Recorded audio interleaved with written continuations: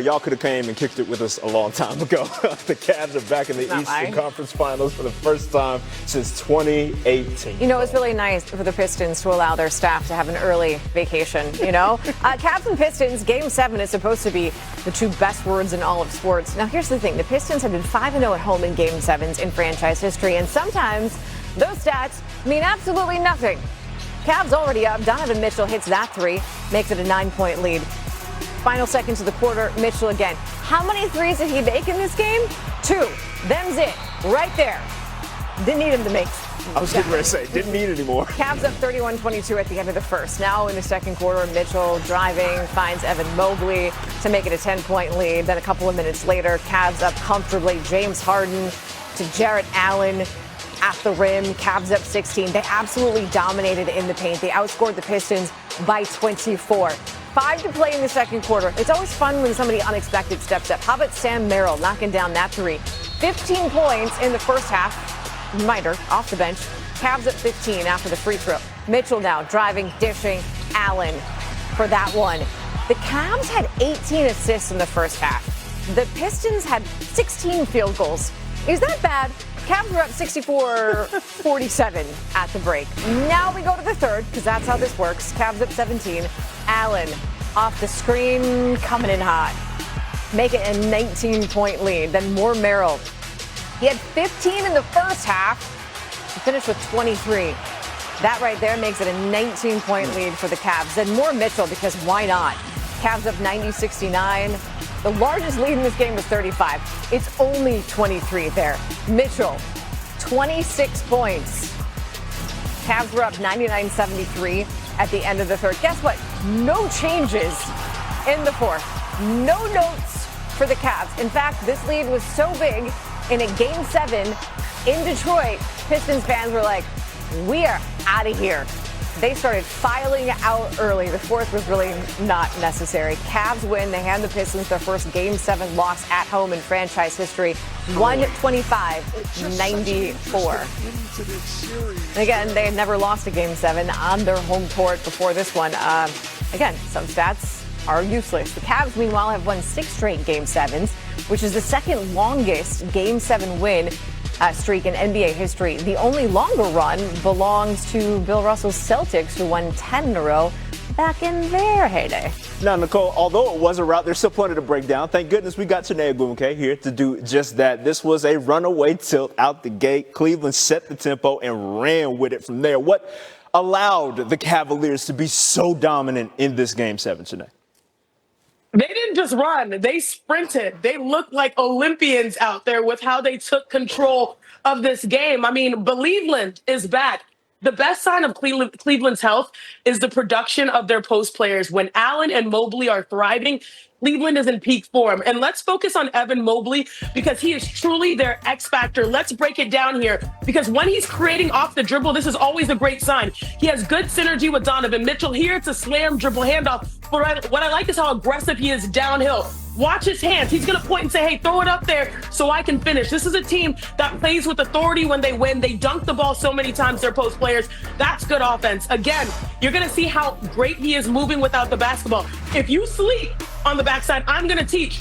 Once again, fully engaged Evan Mobley to really get to the rim. And these are the looks that are just priceless for the Cleveland Cavaliers. That's how dominant they were.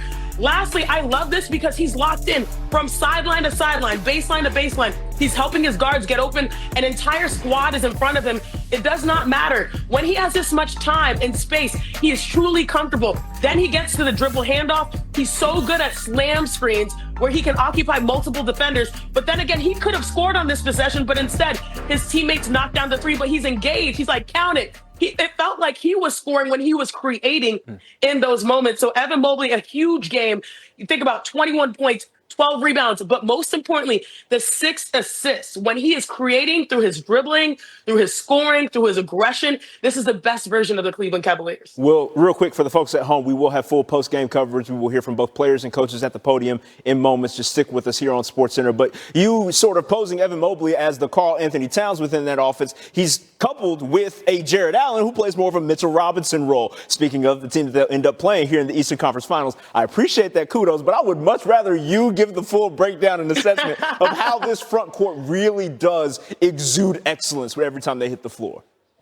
Trev, am I rubbing off on you? That's Come on now. excellent analysis right there, because right now you have kind of that Spider-Man meme, because they have a duality that really works for them, the Cleveland Cavaliers. And the second piece of that being Jarrett Allen. This man, we should start calling him Jarrett Game 7 Allen, because he had 22 and 19 in the first round versus the Raptors. And then what did he do today? 23 and 7. These are guys, a lot of people used to say, criticize him after last year. He's not strong enough. He's not tough enough. Well, guess what? He heard that criticism and responded with his game. He is playing with force. He's playing with authority. And most importantly, he's showing that the old school big, not just the hair, but in the game, the old school big still has a meaningful place in this NBA, coupled with the versatility of Evan Mobley. I love their front court. So we got Game 7, Jarrett Allen. We also had Black History Month, Jarrett Allen. That was a special creature as well. Just look those numbers up in February if you want to. But right now, we're going to check in with JB Bickerstaff. He was at the podium after the loss for the Pistons. It's not the effort, right? I'm not disappointed in these guys in the least bit. Obviously not the way we would have liked it to gone. But I'll never be disappointed in their effort. They gave us what they had. The Cavs just outplayed us tonight, and you give them credit for it. Coach, I'm along those same lines. What is your biggest takeaway about this team with everything that you guys accomplished this season? This team is awesome, and they're a special group of guys. I couldn't be more appreciative of how they allow us to coach them, work with them every single day, the spirit they carry, their willingness to grow, their willingness to sacrifice. And it's a special group. And, again, I can't be more thankful than to be a part of this and to be able to work with these guys. JB, defense has been the name of the game for you guys this season. What did you feel like was missing, and particularly, defending the post against Allen? It was more like, he got the ball in his spots off the glass and things like that. But we knew, they had X-Factor guys that had the ability to contribute, not just, not that he's an X-Factor, he's an all-star, but like, Sam Merrill early in the game, Jarrett Allen, on the boards and playing. So we knew it was going to be a tough series and a tough test for us. But just like we did last year, we'll learn from it. We'll put it in our pocket. We'll get better from it. And next year we'll grow and be a better team. JB, in the third quarter, the cameras had you there talking to your team, and you said, we've got to find our competitive spirit. You told your team that. Why wasn't that there tonight? Why do where do you think that? Well, I think we had gotten down. And when we got down, we started trying to figure out other ways to win the game instead of, who we've been. And I just wanted to make the point to the guys, that we do it the way that Pistons do it. And we had to find that in order to give ourselves a chance. Did you feel like Cleveland, since they had lost last game, brought a desperation that you guys couldn't necessarily match tonight? No, they're a good team. They're a talented team, and, I thought their talent was clicking tonight. I thought they were better defensively tonight than they were previous games in the series. So I just give them credit. They won the game tonight. JB, just you guys took a step last year, take another big step this year. Playing at home, Game 7, especially what you just done in Cleveland, how big of a disappointment? It's not a disappointment at all. I'm not ever will I be disappointed in these guys. These guys every single day give us what they got. So it is not a disappointment. It's a loss, and it's a tough loss. But that adjective will never be used with this group. It's not. I'm not saying in the guys necessarily, but the season as a whole, and also I'm sure you had higher expectations. Falling far short of that, I guess, is that. I don't think we fell short of anything, and I don't like the direction of your question. I'll be honest with you. These guys have improved massively and done a great job. Anything other than positivity towards this group is unacceptable. The turnaround from where we've come from, what these guys have been willing to do. Yeah, everybody wants to win a championship every year. But, how much did you grow? How much did you improve? Did you sacrifice for the greater good of the team? Our guys did that collectively every single day, and we got better. We put ourselves in position to be here. So there's nothing disappointing about, this group and the outcome of this. Considering just the level of growth you help foster here, what are some of the things you're most, I guess, excited to kind of take forward in the next season to continue growing? Well, I mean, it's the guys' ability and willingness to grow, right? Their willingness to be coached, to be able to look in the mirror, honestly see themselves in areas they can improve, and then the willingness to go put the time and the work in to get it done. JB, is it a safe assumption to say that maybe this team just ran out of gas? I mean, you had 2 long series. You had to really dig deep, desperation in a couple of games to survive and advance. I mean, we again, what we've done throughout this playoff series and throughout this season, again, was remarkable, right? To be down 3-1, learn from it as quickly as we did, be able to come back and then take a team, as good as the Cavs to 7 games. Again, would we have preferred the other outcome? Yes, but these guys gave us what they had, and every single night they gave us what they had, and I couldn't be more proud of them. Thank y'all. Okay, so JB Bickerstaff defending his squad on the way out the postmortem. Janae Ogwumike back with us, specs off, so I know she's really about to get into it, right? When we talk about this Detroit Pistons team, still in search of their first conference finals appearance since 2008, what are the shortcomings on this roster? First, I want to put things into context. And, I took my glasses off because I was like, a little emotional because I felt like those guys, they tried so hard this year. I'm a glass half full type of gal. And I feel like people forget that just 3 seasons ago, this was a team that tied the NBA worst record with 28 straight losses. They were in the gutter. They finished that year, I think, just 1 game off of the worst record in the league. 3 seasons later, Cade Cunningham is in the conversation for MVP.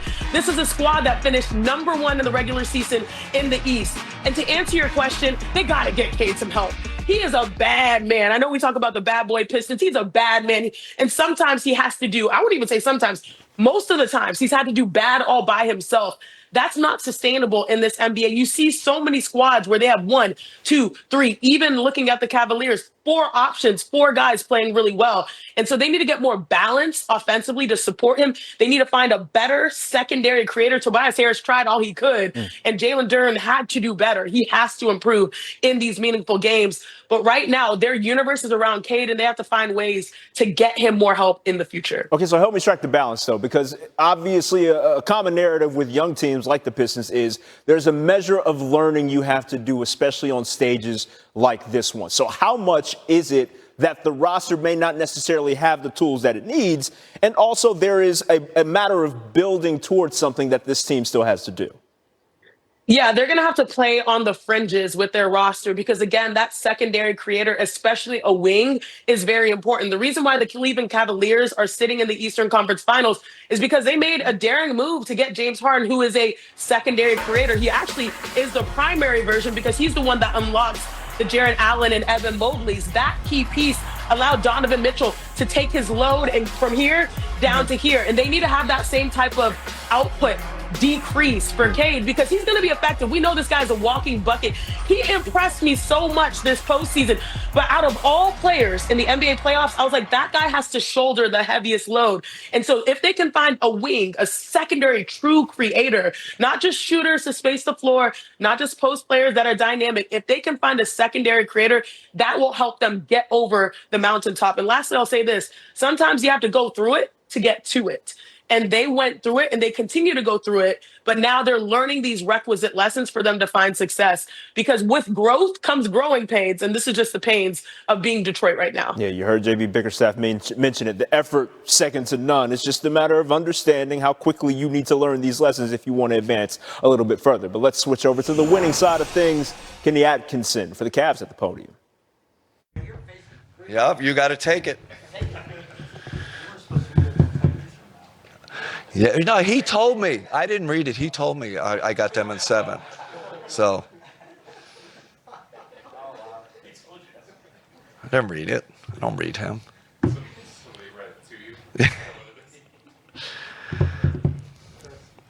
Hey, Kenny. You said before the game that you just needed Donovan Mitchell to beat Donovan Mitchell tonight. In what way do you feel like that manifested itself? He was better than Donovan Mitchell. Is that possible? I don't know if I can. That's like bad English.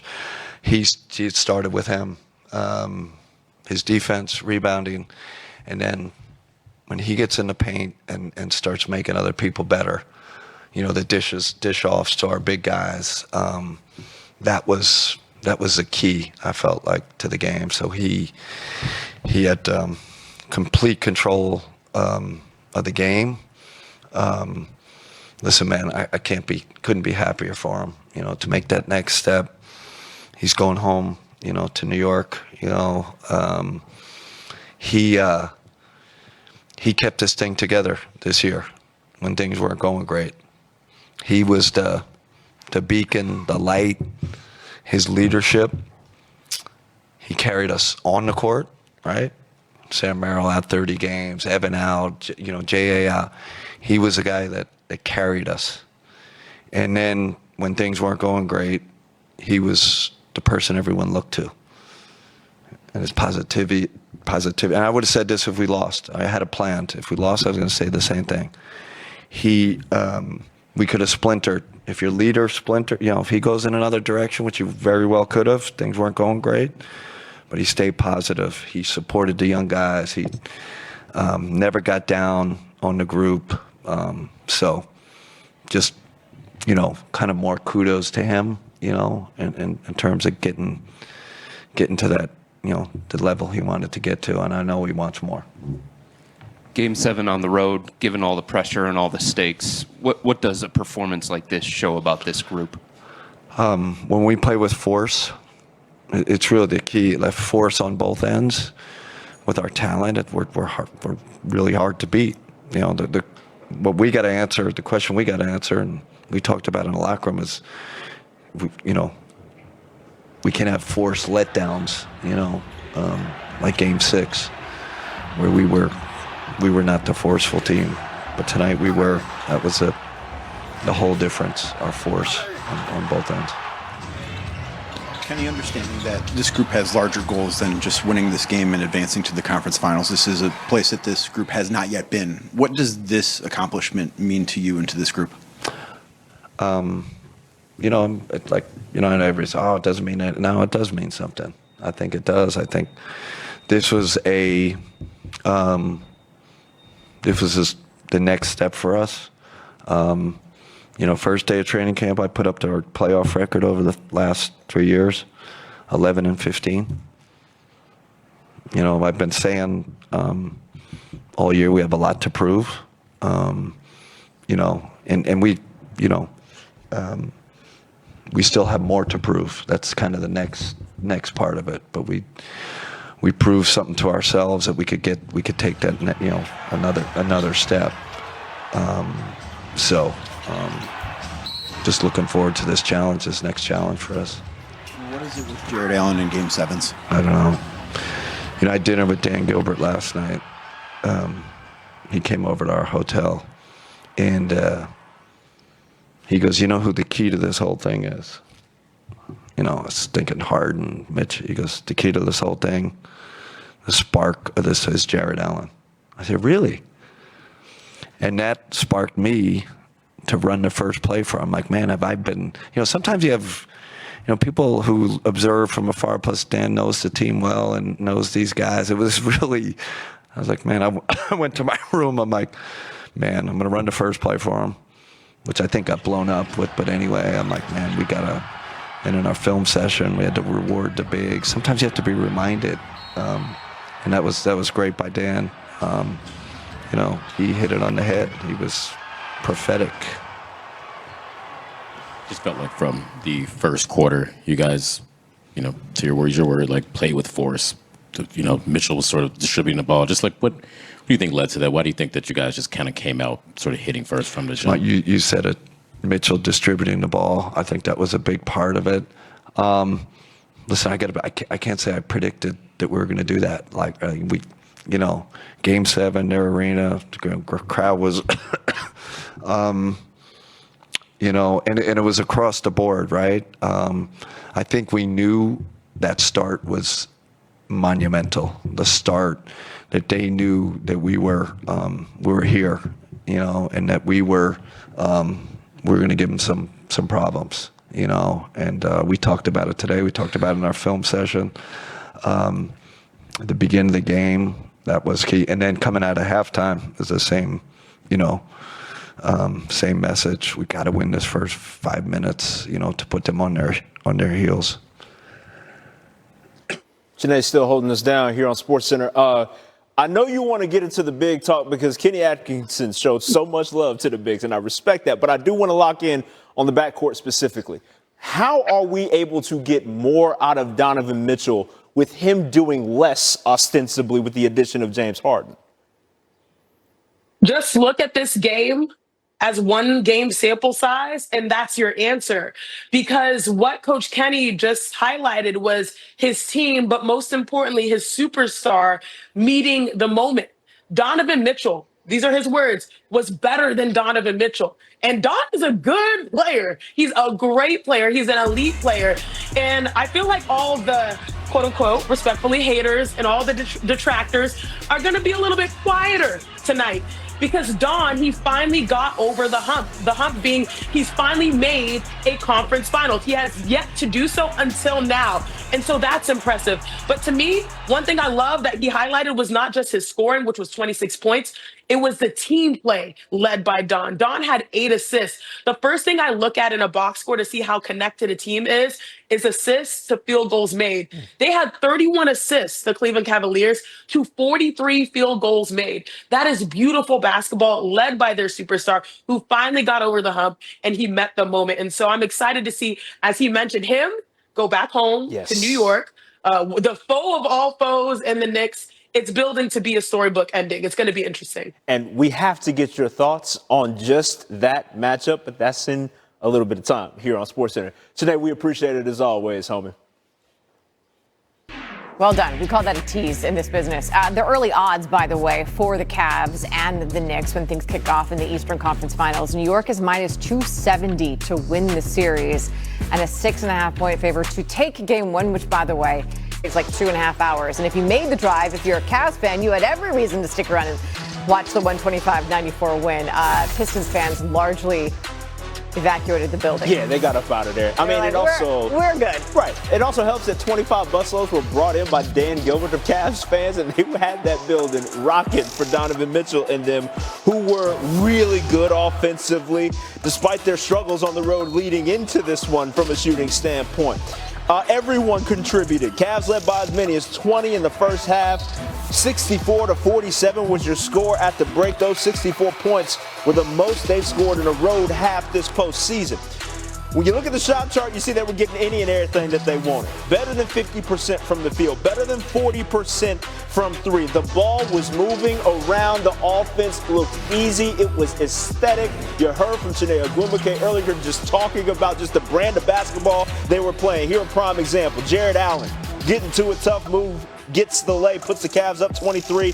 And then Allen one more time off the dime, just throwing it down. James Harden may not have done much from a point standpoint, but he got it done offensively. And then here Donovan Mitchell getting it done himself, part of his 26-point night. And then Mitchell, nasty step back three.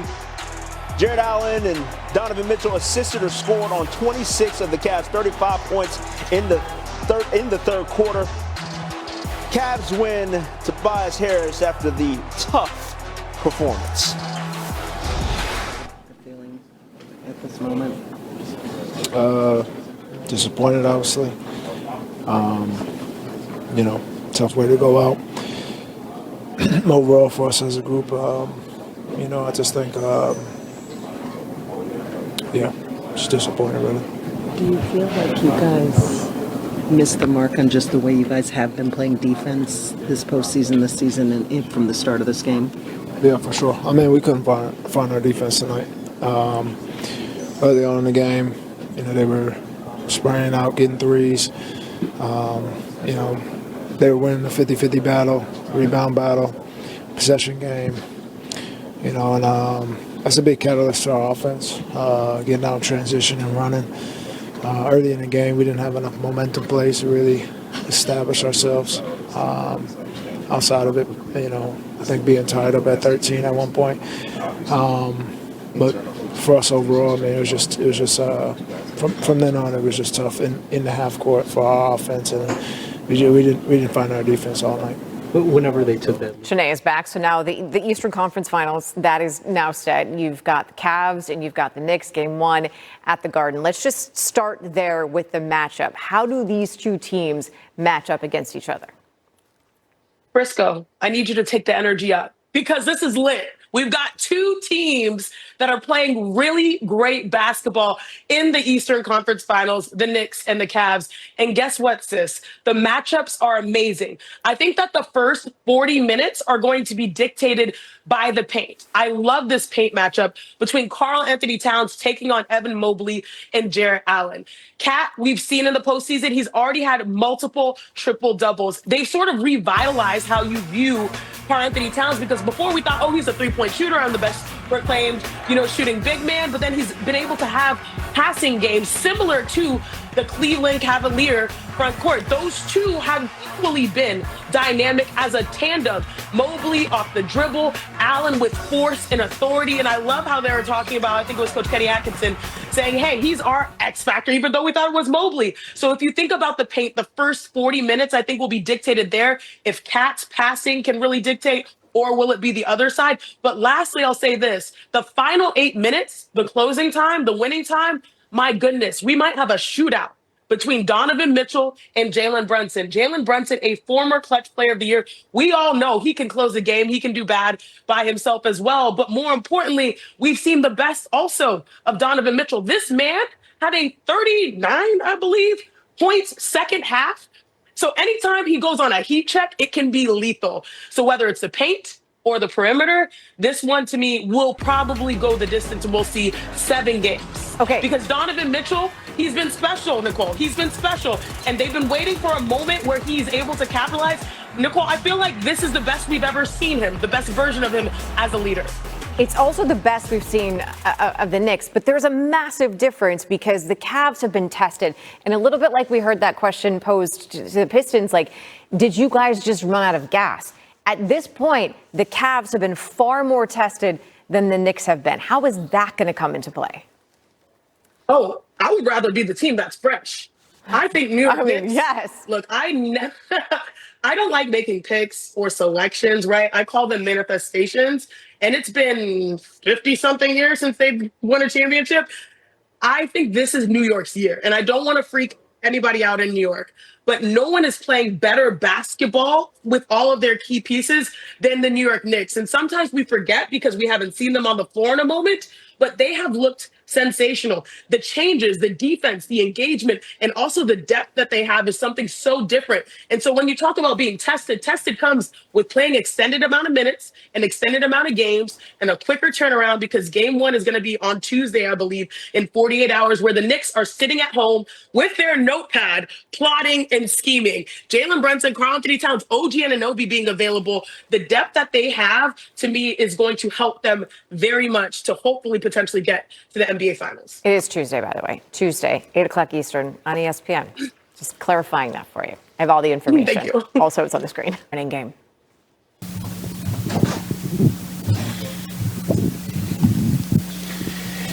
Cade, could you, here I am. Could you figure out what happened early on, what hit you guys, and how hard was that to fathom right out of the box? I mean, both teams came out to win the game. Just went their way. I don't really have an answer outside of that. Cade, obviously the team accomplished a lot this season. Not how you wanted it to end tonight, but where's your mind at now? And I guess how do you reconcile those two things, understanding that this team made a lot of progress, but obviously didn't end the season on the note you guys wanted to end it on? Yeah. That game sucked. Being back home, definitely wanted to get this win in front of the fans. Reminded me of last year, losing on the home court.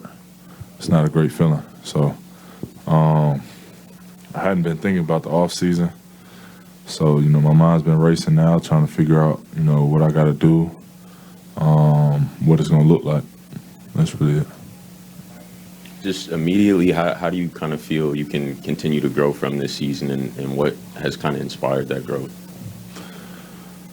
I mean, working on my body, becoming a better athlete, things like that. All those things will help me a lot. Continuing to sharpen my game. My game feels sharp right now. But, building off where I'm at right now and continuing to add on and, become the best player I can be.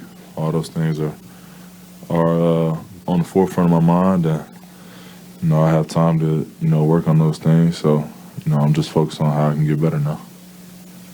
Can you talk about what this game was like, especially early on when so much was on the line and all of a sudden you look up, you're down 10, down 15, down 20. Oscar said that he felt like they came out and kind of hit you first, and he said you guys always want to be in a position to hit first and make them react and not have to react to the other thing. Was there some of that going on? Did it feel almost stunning to sort of be in that situation during this game? I mean, stunning. Felt like early on, some of the plays just, were bad bounces or miscommunications, giving them points and stuff. Felt like it was something that we'll be able to fix, and we just never got it together. So credit to them. They did, everything they needed to do to win the game tonight, and we fell short of that. Okay, obviously it's fresh, and JB was saying he refused to say this was a disappointment season just based on what you guys were able to do. You talked about it, like what you want to grow at, but what's something about this season or these playoffs that you are proud of? You can't hang your hat on just from this experience as well. I mean, he's right. We had a great year. We grew a lot, grew from last year. That was the whole goal of this season, was to grow and become a better team than last year, and we did that. Obviously, disappointing series right here. Fell short of, doing enough of the right things to win the series. But we were number one seed for a reason. We won a lot of games this year. We played great basketball all year long. Really established the identity and stuff that we didn't have for a long time. So, all those things are positives and things that, we'll take into the off season and come back next year and grow from. Cade, kind of going off of that, in the 2 short years that JB Bickerstaff and Trajan Langdon have been here, the standard is raised quite significantly here for this Pistons team. Just as you do kind of reflect and head into the offseason, I know obviously a lot of negative feelings about how the season ended, but, how grateful are you not only just for, JB, Trajan, what they've brought here, but also just everyone in that locker room that you fought alongside this season? Yeah, very grateful. I'm grateful for the whole season. Grateful that everybody, came out of the season healthy. Nothing crazy. But like you said, I mean, starting with the guys in the locker room, we had a lot of fun this year, competing with each other. Practice, flights, games, obviously, had a lot of fun. We bonded more than any other team that I've had in the NBA. And, a lot of that is a credit to coach and, just the environment that he instilled, Trajan, the environment that they instilled in the building. Things that are business, but also we have fun together and we enjoy our time with each other. So, I can't thank everybody enough for, just creating that environment, allowing us to grow in the way we did, and all the support that, I've had and the whole team has had this season. Cade, knowing that you guys didn't as a collective play your very best game to finish the season, how much does that fuel you all going forward into not only next season but the off season and what you could probably do, what you want to do from here? Yeah, a lot. I mean, it's hard not to. It was a great opportunity this season, to move forward and to continue to, experience new things that we hadn't been exposed to. Fell short. We were right there, but we fell short. So, I think that chip and that sting is going to sit for a while, and got to work through it and continue to grow. Thank y'all.